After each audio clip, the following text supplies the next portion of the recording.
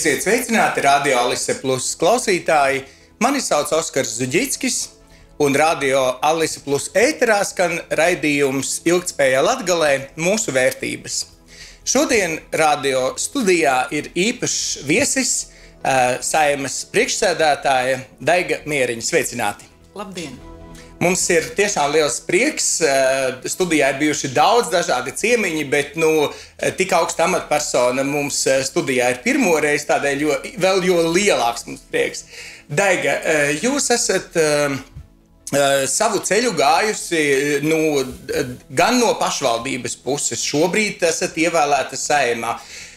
Kas bija šie faktori, kāpēc jūs aizgājāt politikā darboties un kas mudināja šo lietu darīt? Jā, vispirms liels paldies jums, ka jūs uzaicinājāt. Man tas tiešām ir liels gods būt šeit.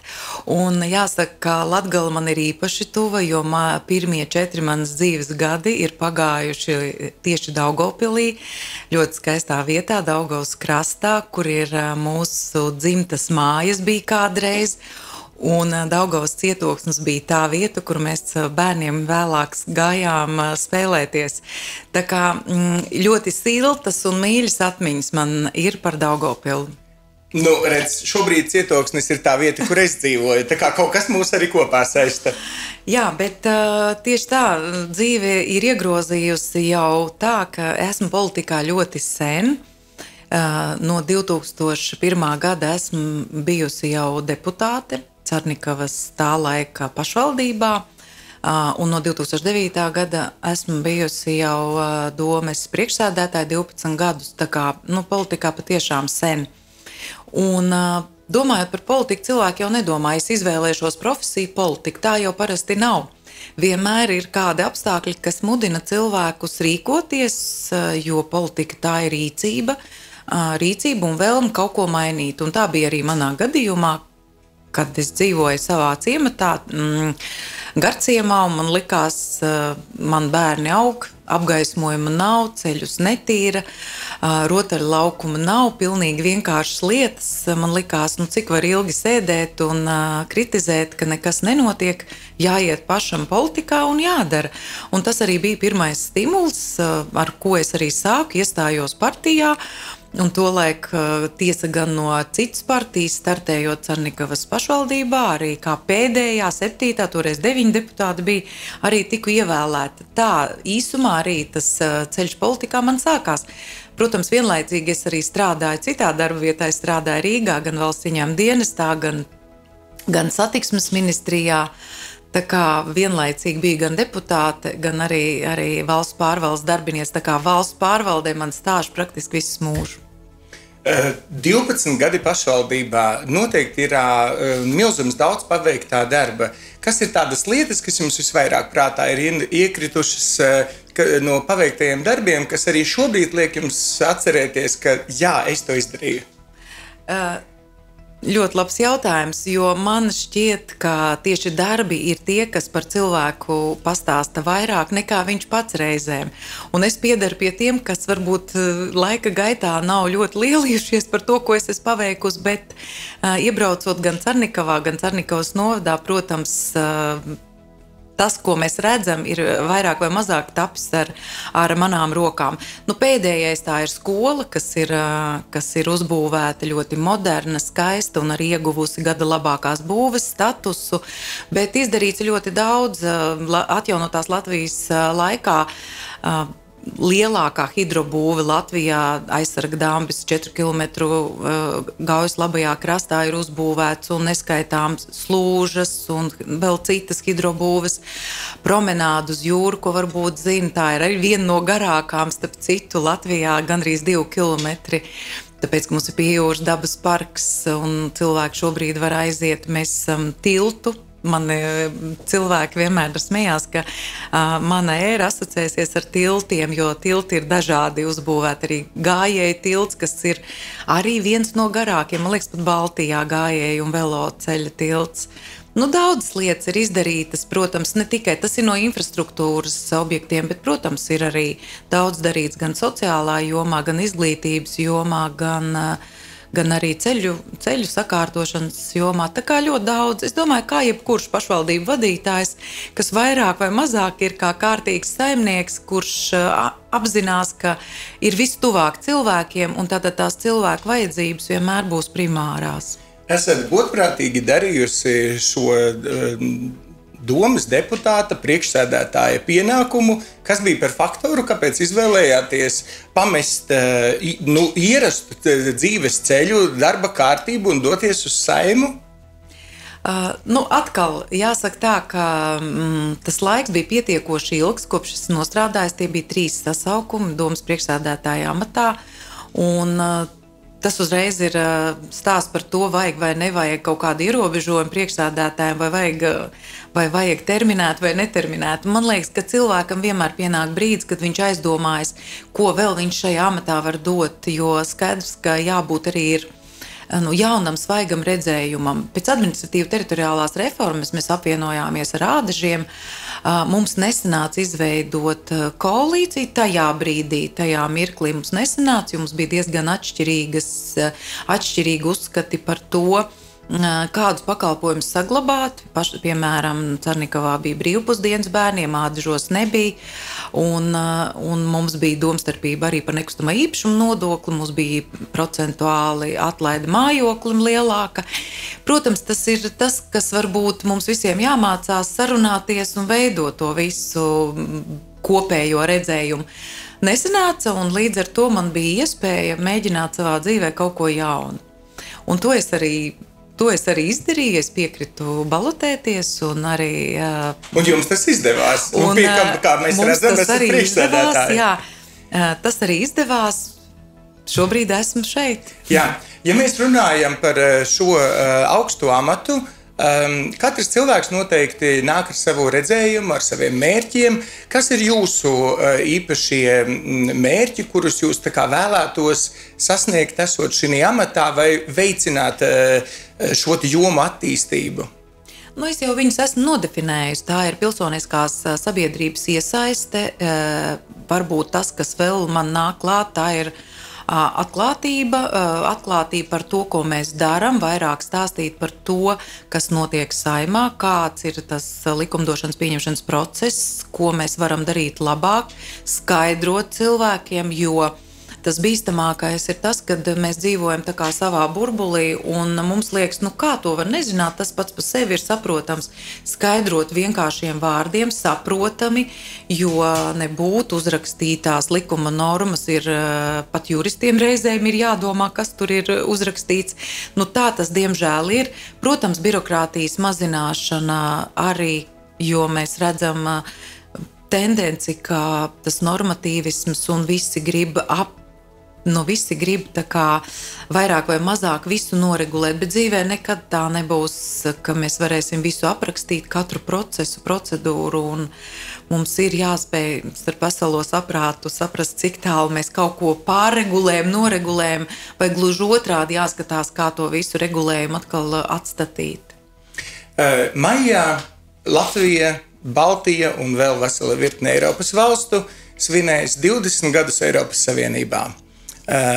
Mums arī Daugavpilī ar gan Europe Directam sadarbībā ar daudz citām institūcijām paredzēti ļoti vērienīgi pasākumi, uz ko mēs arī jūs aicinam. Un jāsaka tā, ka šie 20 gadi mēs esam 10 gadus kā lietojam eiro, esam iestājušies NATO, ir vesela virkne lielo valsts mērķu, kurus mēs esam sasnieguši. Jūsuprāt, kas ir tai mērķi, kurus mēs varētu nākošajā 20 gadē, 10 gadē izvirzīt sev kā valstī, uz ko mēs dodamies vai ko mēs vēlamies sasniegt? Man vispirms gribas teikt, tad mums jāpaskatās nedaudz vēsturē, lai saprastu, ko vēl mēs gribam. Un ja mēs paskatāmies vēsturē kā laika nospiedumu, tā brīža situācija un šī brīža, tad mēs varam to salīdzināt ar tām valstīm, kas vēl tikai plāno iestāties Eiropas Savienībā un ļoti to vēlas. Pirmkārt, mēs redzam, ka dzīves līmenis būtiski atšķirās, izpratne par demokrātiju ļoti atšķirās, par korupciju, par cilvēku uztveri, kādai vispār jābūt demokrātiskai valsts pārvaldei. Es domāju, ka tas ir neatsverams ieguldījums un iespējas, kas mums šobrīd ir. Tā ir brīva tirdzniecība, tas ir mūsu uzņēmējiem iespēja. Šobrīd ir visas Eiropas Savienības durvis ir vaļā, mums ir brīva iespēja ceļot.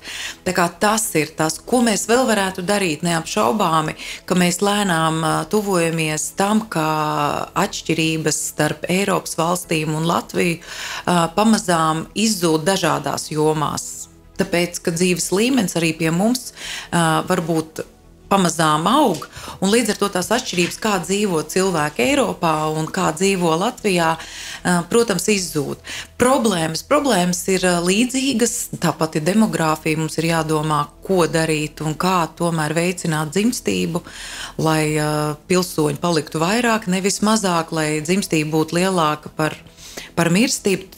Tie ir milzīgi izaicinājumi ne tikai mums, bet vispār visai Eiropai kopumā, jo Eiropa kopumā noveco. Dzīves līmenis pamazām paliek augstāks un sloks uz cilvēkiem, kam jāmaksā ir nodokļi, lai varētu uzturēt vecāka gadagājuma cilvēks, paliek lielāks. Līdz ar to mums izaicinājumi ir gana daudz. Lai Dievs dod mums spēks iet soli pa solim uz priekšu un arī atrast pareizos risinājumus, kas, protams, nebūs tūlītēji, bet tāpat laikā mēs to darām un tomēr mēs ejam uz priekšu. Cienījamie radioklausītāji, atgādināšu, šodien Radio Alise Plus ēterā un studijā viesojas Saeimas priekšsēdētāja Daiga Mieriņa. Mēs aizsākām tādu ļoti nopietnas tēmas, uz ko mēs virzamies, bet sekojot līdzi jūsu darba gaitām, aktivitātēm, ko jūs veicat pavisam nesen, jūs esat apmeklējusi Ukrainu un tikāties arī ar Ukrainas prezidentu Zelenska kungu. Kas ir tās lietas, ko jūs pārrunājāt un ko arī Latvija spēja joprojām palīdzēt un kas mums būtu jādara, jūsuprāt, vēl varbūt vairāk nekā mēs šobrīd darām? Ukrainā es tikos ar parlamenta spīkeru Stefančuka kungu, un man bija iespēja arī teikt runu parlamentā, kas bija ļoti atbildīgi, bet vienlaikus arī ļoti emocionāli, jo tas bija no parlamenta deputāta puses milzīga pateicība par to, ko mēs jau katrs darām. Un te es negribētu teikt, ka tikai valdība vai kāds, bet te absolūti katrs cilvēks ar savu pienesumu, ar mazāku, lielāku, bet katrs dara un katram es arī personīgi saku paldies, jo tas man jānodod arī no Ukrainas parlamenta. Ar Stefančuku kungu tikāmies šeit Latvijā un, protams, ka viņam tā atbildības nasta ir ļoti milzīga, bet vienlaicīgi viņš nav pazaudējis savu cilvēciskumu, humoru izjūtu, jo dzīve jau nesastāv tikai no bēdīgajiem brīžiem. Mums ir jāspēj parādīt, ka mēs esam tādi paši cilvēki kā visi. Un kuram ir gan sāpes, gan prieki, gan bēdas, gan viss. Un tad to es arī redzēju arī Zelenska kunga personā, ka viņš tiešām ir ļoti cilvēcīgs. Un, protams, ka viņam nav viegli uzturēt visu lielo Ukraiņu garu, bet viņa misija tāda ir, un to viņš arī veiksmīgi dara. Ko mēs varam darīt? Mēs jau darām, un varbūt, ja ne viss iet tik gludi un ir dažādi viedokļi, tas ir normāli, bet mēs darām visas lielākas, mazākas lietas. Mēs stiprinām pirmkārt savu aizsardzības spējas, mēs palīdzam Ukrainai, mūsu palīdzība ir virs 1% no iekšzemes koprodukta.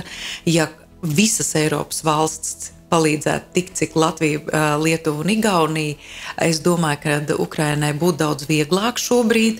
Diemžēl tas tā nav, jo Eiropas valstu ekonomikas ir lielas, bet šobrīd tas vidējais apmērs, par kādu mēs runājam par palīdzību, ir līdz 0,25% no iekšzemes koprodukta vidēji, bet ja mēs spētu pietuvoties daudz vairāk, tas būtu milzīgs atbalsts. To, ko mēs varam meklēt visus veidus, lai palīdzētu Ukrainai. Un es domāju, mums visiem jāsaprot, ka jāvirzās ir daudz straujāk uz priekšu, daudz straujāk un jādomā dažādi scenāriji, ko darīt situācijā, ja tiešām tu ieroči trūkst vairāk. Mums ir sabiedroto rīcībā pietiekami ieroči, ir vajadzīga tikai laba griba, un tas, ko dara Latvijas politiķi, tostarp arī mēs mēģinam pārliecināt savus kolēģus, partnerus, lūdzu, dariet vairāk, nebaidieties, jo agresoru valsts pie tā vien neapstāsies.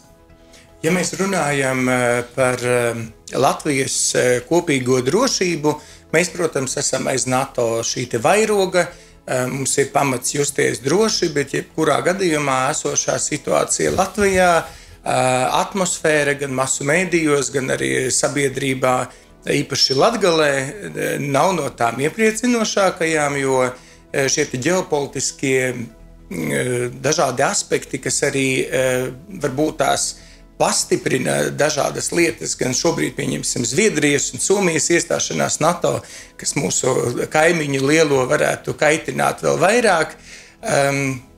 Jūsuprāt, cik mēs jūtamies droši, cik mēs varam justies droši šeit Latvijā un īpaši Latgalē? Vispirms man jāsaka, ka ir liels prieks, kad ir noslēdzies šis uzņemšanas process NATO ar Zviedrijas uzņemšanu, un šobrīd Zviedrija jau ir NATO sabiedrotā. Es domāju, ka Baltijas valstīm tas arī ir milzīgs drošības garants, jo viņi mūsu arī viena no tuvākiem kaimiņiem. Un tas mums arī sniedz zinām drošības garantu un atbalstu, tāpat kā mēs viņiem.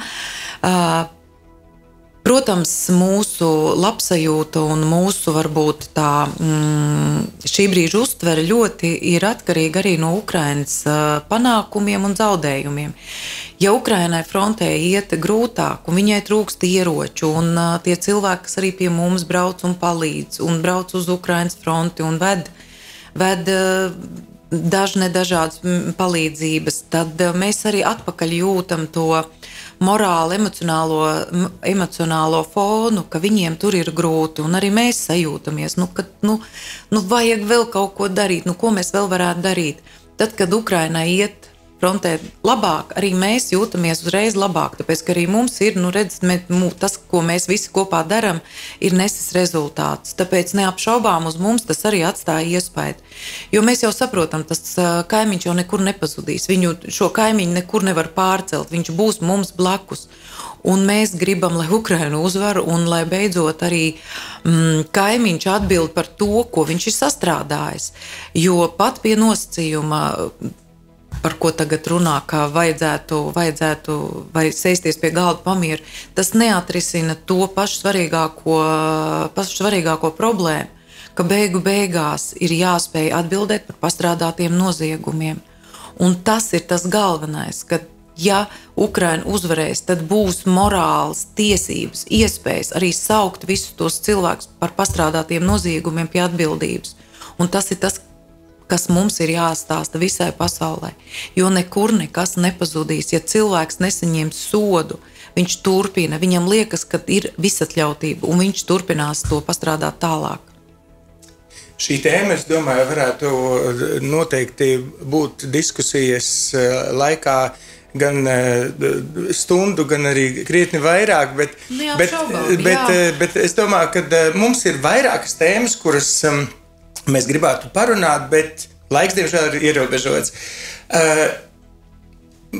Viens no tādiem diezgan vēsturiskiem, jau jāsaka, aspektiem ir Latgales ekonomiskā situācija. Mēs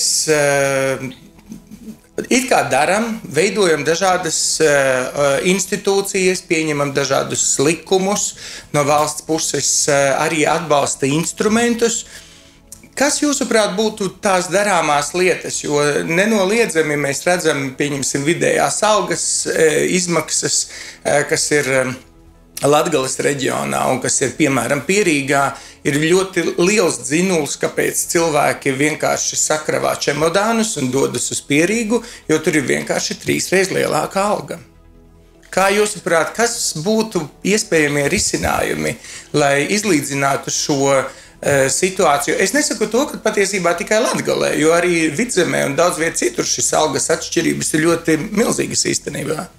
Jā, jums taisnība. Tad, kad mēs veidojām šo jauno valdību, tad viens no mūsu arī redzējumiem bija, ka mums ir jāspēj radīt atsevišķus plāns Latgalē, tieši Latgalē, tā iemesla dēļ, ko jūs jau minējāt, lai paceltu gan Latgales ekonomiku, gan arī radītu tādus apstākļus, kas veicinātu izaugsmi.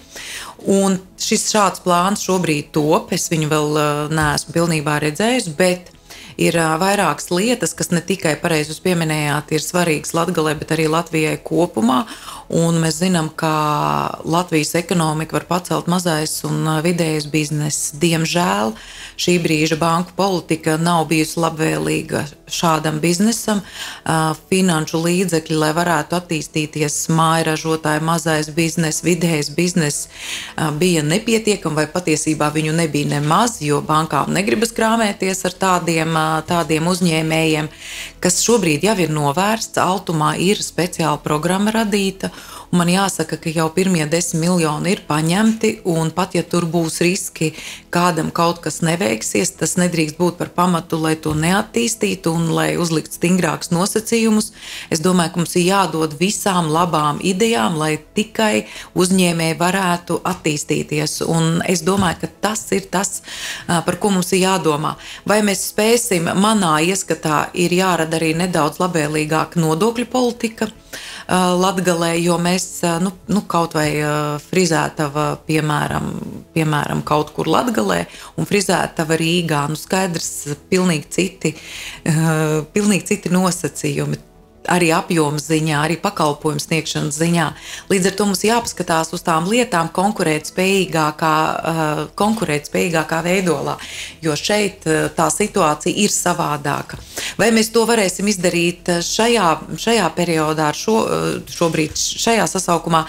Es nezinu, bet mēs par to esam gatavi diskutēt. Tāpat tas būs viens no diskusiju jautājumiem noteikti pie šī Latgales attīstības plāna, kas top jau. Tā kā tur ir jautājumi ļoti daudz, bet kopumā mums ir jādomā, kā vispār celt un attīstīt uzņēmumus arī ar augstu pievienoto vērtību, jo vērtība jau ir kas ir cilvēki. Un arī Latgalē ir ļoti gudri attīstīti, inovatīvi cilvēki, kuri var dzīvot šeit, bet sniegt pakalpojumu tikpat labi visā pasaulē. Vairāk nav šo robežu. Internets dod iespēju rādīt savu produktu, piedāvāt visā pasaulē. To jau ļoti veiksmīgi dara. Mums tikai jāpalīdz šiem cilvēkiem viņus iedrošināt, pārliecināt, ka jebkurš var, nevajag baidīties, vajag tikai sākt un nodrošināt, lai viņiem būtu vismaz pamatkapitāls starts tam, lai viņi varētu attīstīt savu produktu vai programmatūru un darīt to. Mūsu raidījums tuvojas izskaņai. Uz tādas pozitīvākas un eiropeiskākas nots gribētu finalizēt mūsu sarunu. Sakiet lūdzu, ja jums būtu jāpasaka viens iemesls Latgales cilvēkiem, kāpēc ir jādodas 8. jūnijā uz Eiropas parlamenta vēlēšanām, kas tas būtu jūsuprāt? Es pateiktu tā, ka mums ir svarīgi, lai pie svarīgu lēmumu pieņemšanas mēs būtu pārstāvēti un mēs varētu kaut vai ar savām 9 balsīm, bet toties varētu ietekmēt procesu. Un mums tāds iespējas ir nekā vienkārši noskatīties, ka kāds cits lemj mūsu vietā par mūsu dzīvi, lauksaimniekiem, par visu to, kas notiek mums Latvijā. Cienītie radioklausītāji, Radio Alise Plus ēterā bija raidījums Ilgtspēja Latgalē mūsu vērtības. Mūsu viešņa šodien bija Saeimas priekšsēdētāja Mieriņas kundze. Paldies jums! Paldies! Un vēlamies atgādināt, ka pasākums, šis raidījums iespējams Mēdīju atbalstītā fonda projekta Tuvāk Latgalei ietveros. Uz sazināšanos nākošajos raidījumos. Uz redzēšanos!